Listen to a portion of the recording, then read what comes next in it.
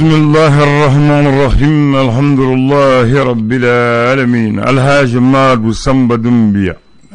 ما فو انيتلي amba koni tle ko danga tle nyongo ko sigi nyongo ni barala o chien bamano ko tede chiandu ko na ya men somo ko nga ke nyongo somo sigi nyongo yala ko bay ko bay Allah akbar akbar robin abla adama dewnde be nyugo wulu de be nyugo sigere sikatola adama den amna nyugo mbulu amta nyugo mbulu nam abla antara ten ab mo shisse ka ke fin ni te mo no fe Allah akbar mo de be mo ke fin nam mo de be mo bodala antala nyugo ndé ay karamo Muhammadu nam bamano ko sigi nyongo yala ndari la kafalan tigari la abla dana ka galane e ba wala de ke dana be mérité di ngan tigari la abla tigansoya te flayo kana to ne mo tigari la koni nam tigansoya kelindi lagbar fo yo mal kiyamasa o de to mo ni fi ni mo ni nyugon che aka wakli to nyugona kojugu kana ne tigansoya na nam nyugon che abla bara be bani atsiga fo ka nyugon fetukuni Allah akbar do fana ko ne ma ko sigi nyugon yala ko mo ki toro akafta ni sigi nyugon bayila mo ki toro ko sigi nyugon ki toro akafta ni sigi nyugon bayila sigi nyugon mana bayila abla yi tori kelinaw kana fo sa Allah akbar kelina ko mandi de ayi yaw sigi ala anu yi toro abla o kun nga o benata o biseka moya kew nam nga nu banila abla o mainde ebita nyeyini yoro wéré no te sigi nyugon folo mo ni finire sigi nyugon yere foro ala kra bolo kisina ma to mina fo do ya amerika fo ko jo no do sigi nyugon biseka nyugon chenta wa sigi nyugon ga gelene nam ni geleya nanima olu de foro be bo ika geleya klama Allah akbar nu kan kay magwen to mina to be bo anuma nam abla ni sigi nyugon mana bayla itori kelena kelena ko mandi Allah akbar mbako njere muye hakilimo ko dikadi ko menga nyagabala ndalo bazu mungu abla ko bena fembe nyegamba koka fembe nga adama de nyegamba akono Allah akbar dikadi nga nyagabala dikadi nga nyagabala bamano gudi abla mo te donga bon Allah akbar abo ninde akodo we mo do kana ni ko akain kana miri akain te ka ke bakruba kamai akain nga jugu euro jugu mando bala de jugu fitini do be Allah akbar afamuna ayo bismillah naka abdoulaye nam amba nga auzu billahi minash shaitanir rajim bismillahir rahmanir rahim nam bi juma'i février kalo tletan fla samba fla ani mogoni kele abla yan shira herela ala kan tle herela amin ya rabbi gafe ba amul le soro e faso ka fasiri uko dide nyonyi ba min kera anga jamana deun fe nam CSS konala lafia ani ben konala no tarake kidal ko mo obse ka amerika fo ni etli kuran na toy mali kono ala goge ala ka ko munu deseleno ka sira soro armée reconstituée aw waliali ani anga jamana yere adew mago be fenfena ni o be soro anga wurudugula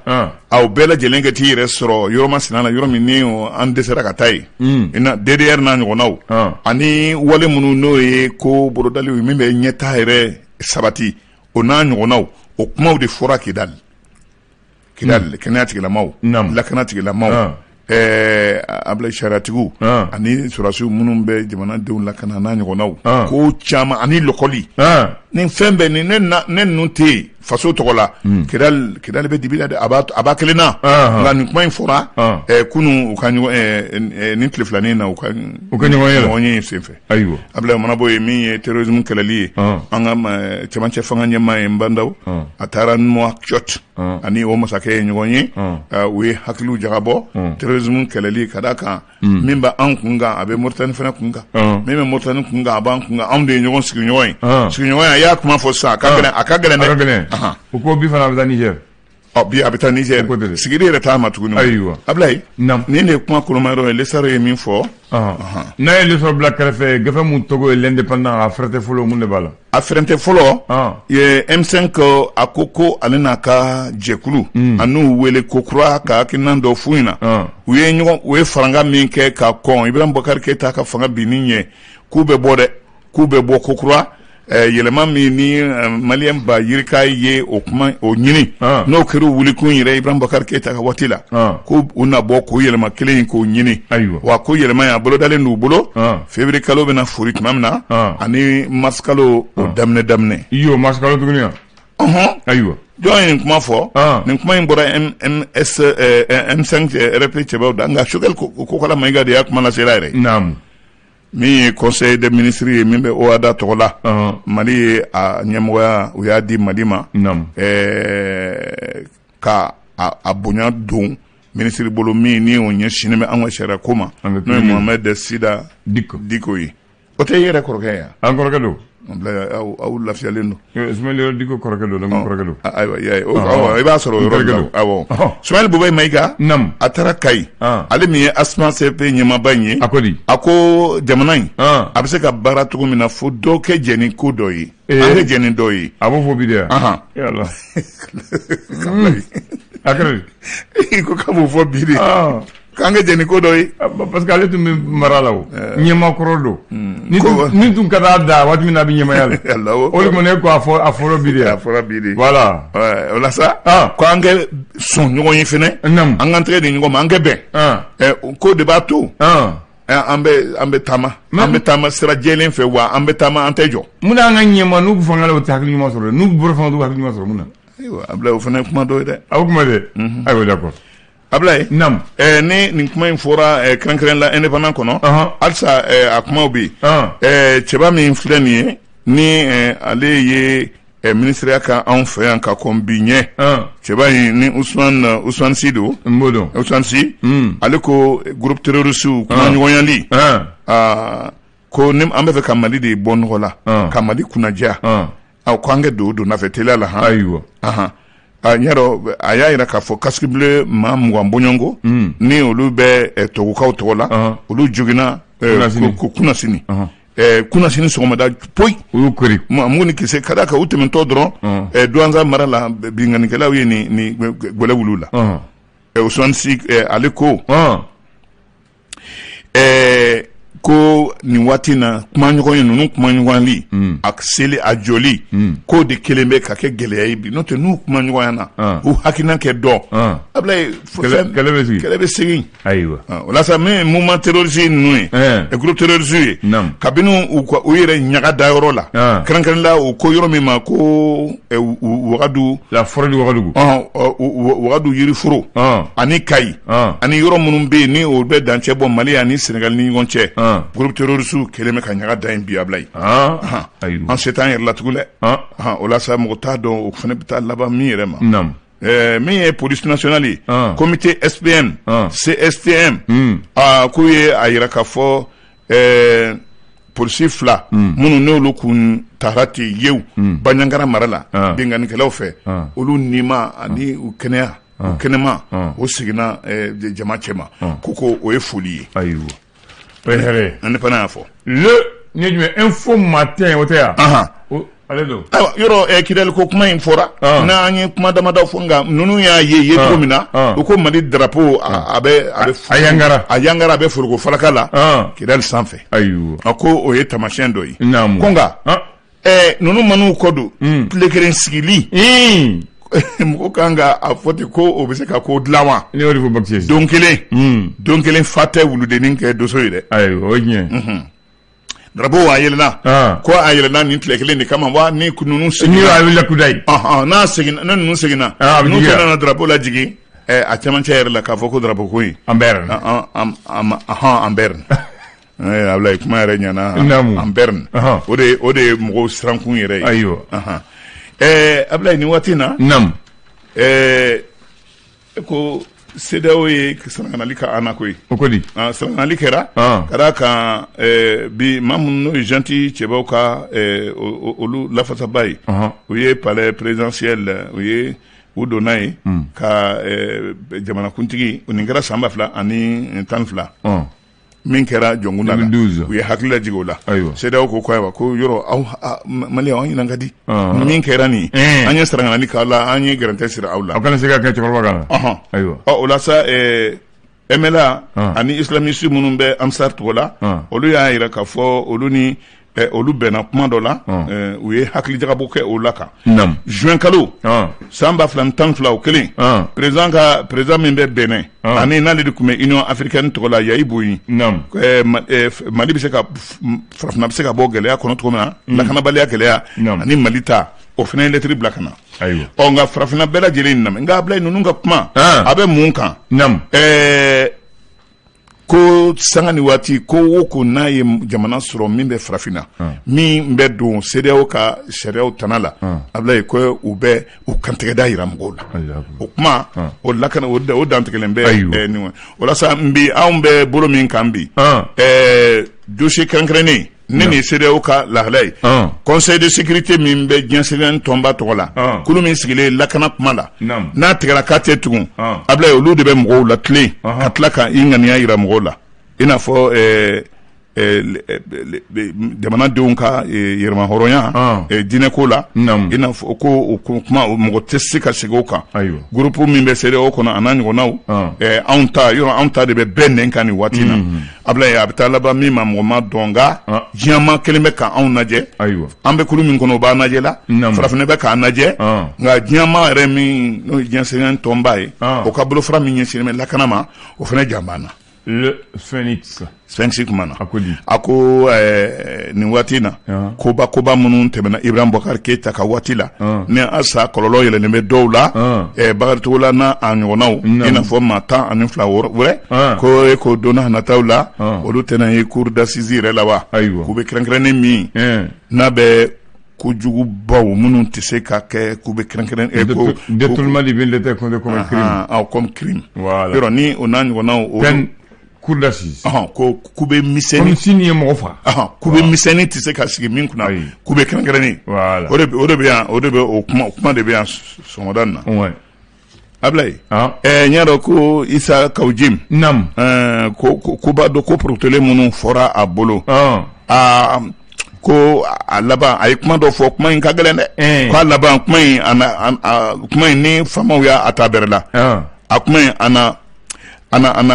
ta ka taa ka a fɛsɛfɛsɛ fo ka taa a ɲɛɲini min bɛ se ka tiɲɛ ni nkalon k'o bɔ ɲɔgɔn na ko tiɲɛ yɛrɛ la a ma ɲi dɛ a ye min fɔ kɔnɔ n'i ye Kawujimi yɛrɛ ka kuma lamɛn mɔgɔ min ni minnu ye kɛlɛ ninnu kɛ ni dɔw tora a la n'ale i miiri olu kɔfɛ wale minnu kɛra uti kalo san 2020 a tile 11 a n'a tile 13 la n'o kɛra Ibrahim Boubacar Keita ka fanga yɛrɛ tiɲɛba ye awa ko a ma nin fɔ ka a ye kuma lajɛya cogo min na ale ka kuma la k'ale tɛ ko nka ko mɔgɔ wɛrɛ jumɛn ale bɛ se k'a dɔn cogo min ko minnu sara ko a sababu ye mɔgɔ wɛrɛ ye o mɔgɔ wɛrɛ in o de ye ɲininkali yɛrɛ koloma yɔrɔ ye ni a kuma sɛnsɛnna a b'a fɔ fagali n'ale ko ne mɔgɔw ko e de ye mɔgɔw sɛnsɛn ka na ni fagali ye n'i ko e tɛ ko mɔgɔ wɛrɛ de don ko baara daminɛna dɛ a k'u yira a banna kuma bɛ ban Nouvelle Horizon kuma na URD tilara sa Sumaila Siw kasili la wala bureau exécutif min bɛ yen a ko jama kana jɛnsɛn jama kana yɛrɛ kɛ a ko tɔndenw u k'u fara ɲɔgɔn kan u kɛ hakilina kɛ kelen ye yanni Sumaila kɛ ban tiɲɛ kana tiɲɛ min bɛ se k'a to fanga na sɔrɔ u bolo i n'a fɔ o y'a bolo da cogo min na Ablaye nin de ye kuma ye ministre Dulaye Konate min bɛ a ye min fɔ CNT maaw ye ka da ka CNT ye weleli daminɛ o jɔnnasigi min ni o ye laada ye députéw bolo walasa u ye min fɔ a ye ale ye ministre min sinnen bɛ kalanko ma Covid-19 ko an ka kalanko l'école taara nka l'école ninnu na min bɛ se ka mɔgɔw tanga bana in ma ko ye quoi a ko bɛɛ lajɛlen bɛ ka waleya lɔgɔso la wa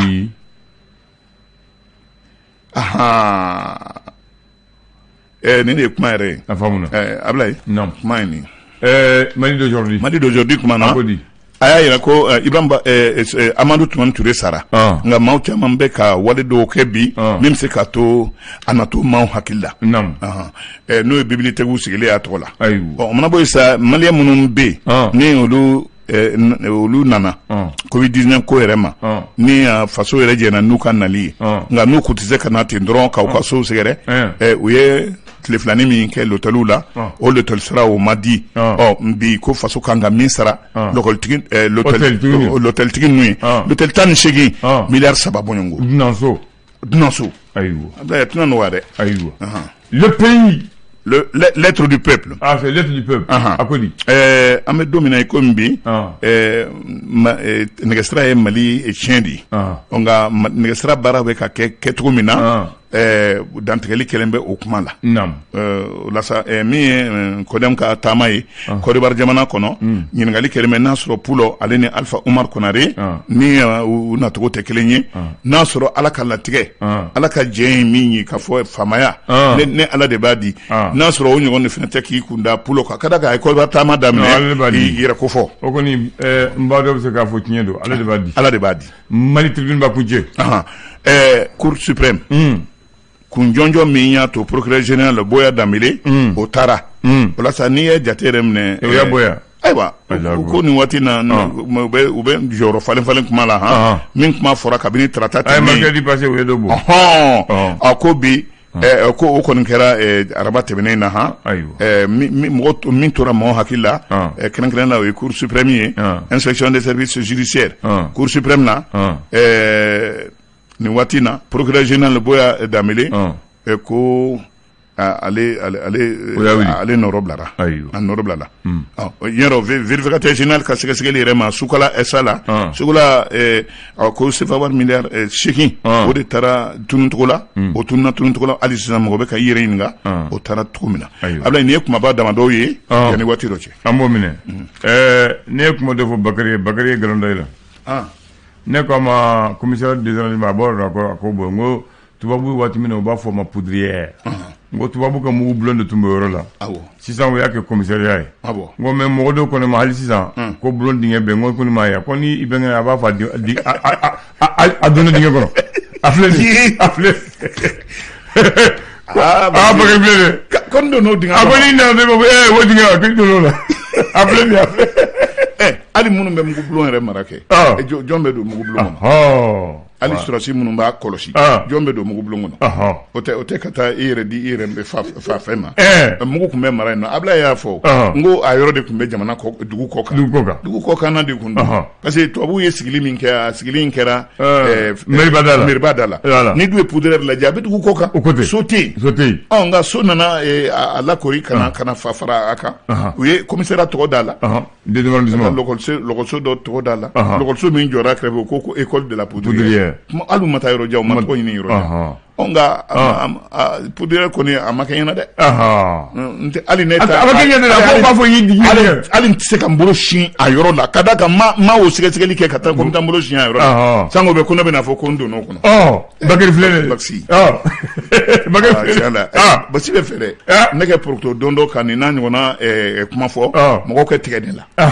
ne bɛ don o kɔnɔ cogo di ne ye surasi de ye wa